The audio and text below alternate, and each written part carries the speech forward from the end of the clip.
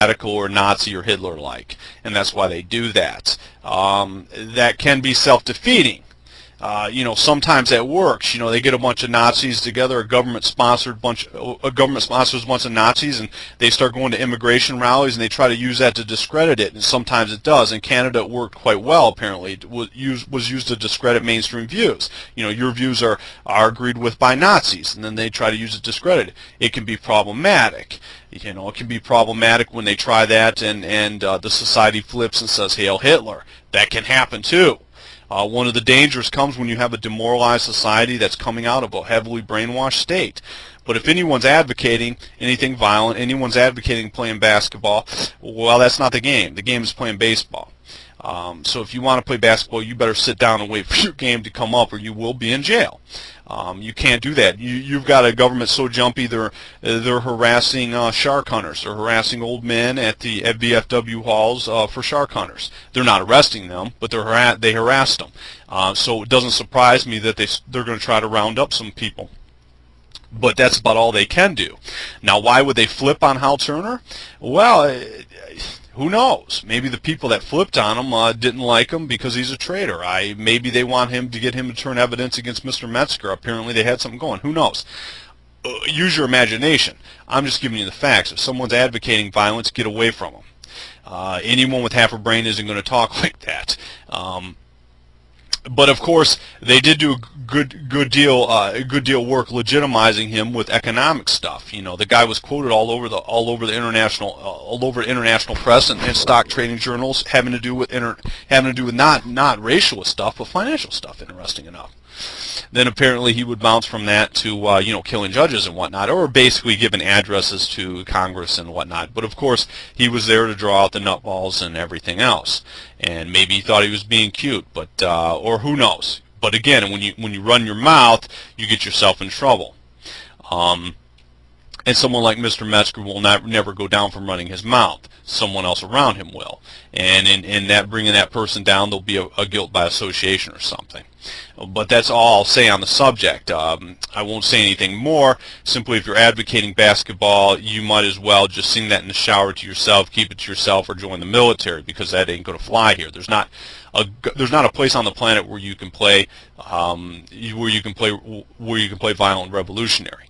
On the other hand, there's not a place on the planet where you can't play velvet revolutionary. You can play practical politics all day long. You can play non-voting politics in China, but you can't. You're not going to shoot the place down. That's not the way that works.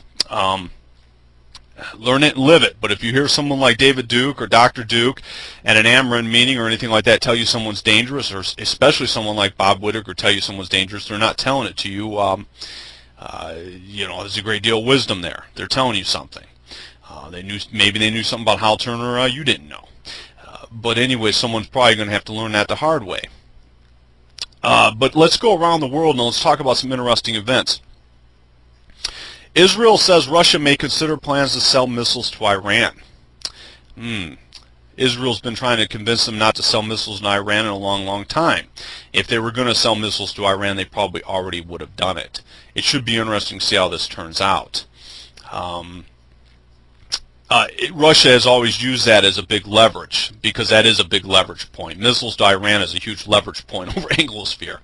And who knows how it's going to turn out. What is funny, I will say this, that it's also in the news that Russia is shipping arms, is arming Armenia to the teeth through Iran.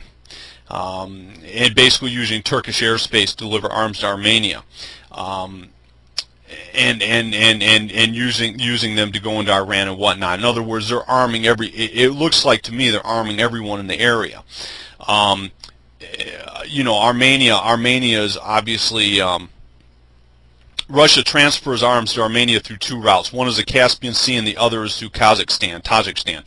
But Russia is arming Armenia. Armenia is a Christian country and they don't have a good relationship with Turkey for some serious reasons. Turkey tried to wipe them out. Turkey for 4 centuries murdered, raped, and killed Slavs. So, you know, if I were Turkey, I'd watch Russia really closely, because you don't know. They play practical politics, full spectrum practical politics, and you don't know what they're going to do until they've done it. That's the way they operate. They're good. That's the way you're supposed to operate in this environment. But that's pretty interesting. They're arming Armenia to the teeth. It could be for a variety of different reasons. It could be to get back at Turkey. It could be to split up Turkey. It could be to split up the whole area. Who knows what they're going to pull, but kind of interesting. Very interesting, actually, because this type of stuff doesn't make the mainstream news. You know, everyone knows that Russia and Armenia have a lot going on, but the fact that they're arming them to the teeth is not really getting out. Russian oligarchs seek English justice. While we're on the Russian thing, all these rich oligarchs are in Israel, they're in London, and they're in maybe a couple are in America. But they can't really do anything to Russia, so what they're doing now is starting to sue each other. They're starting to sue each other in London. English High Court justice at some $16,500 per day, with top attorneys charging $1,250 per hour. That's proven the must-have purchase for wealthy Russians this season. And basically, you've got Berezovsky and Roman Abramovich going over it for $3 billion. You know, Russia took most of their money, or took their companies from them. Whatever, they can't really do anything, but they're suing the living daylights out of each other in court in London. Basically, all the Hebrew oligarchs, most of them are Jewish, if not all of them, are basically suing each other night and day there. You know, Mr. Berezovsky, apart from his suit against Abramovich and Cherny spat with Deripaska, these guys are just suing each other night and day. But this article actually made Time on Time.com. The actual Time magazine. Russian oligarchs seek English justice. You can look that up. It's kind of funny. And that's the must-have. As recession hits Russia's wealthy, the shiny boutiques along Sloane Street may be a bit quieter, but the bonanza at London courts and law firms looks set to continue. So they're basically suing each other night and day, which is kind of funny. For lots of money, too, because they all have some money, don't they? Yeah, they still all have so many billions, but the way these guys go at it, who knows? Something interesting about Mr. Putin. I've been asked about his loyalty, what I know about his loyalty, what I know about him. But I'll tell you a story when I first heard about him. There's actually a famous young Russian girl in Moscow, and she's called the Paris Hilton of Moscow, but I don't think she's like that much of a Paris Hilton other than she's famous. Her name's Ksenia, and I don't know if I'm pronouncing her name right, Ksenia Sobchak. K-S-E-N-I-A, Sobchak, S-O-B-C-H-A-K. I don't know anything about her other than she's a pretty girl. Her father is quite famous. Her father's a mentor to mentor to Vladimir Putin. You know, her father was a mayor, was the mayor of, I want to say he was the mayor of St. Petersburg.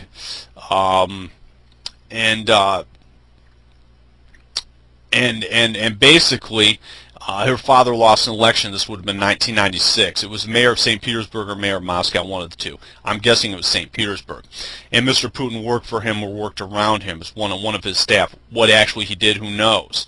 But when his successor came in that won the election, everyone was offered basically offered a spot on Sobchak's successor.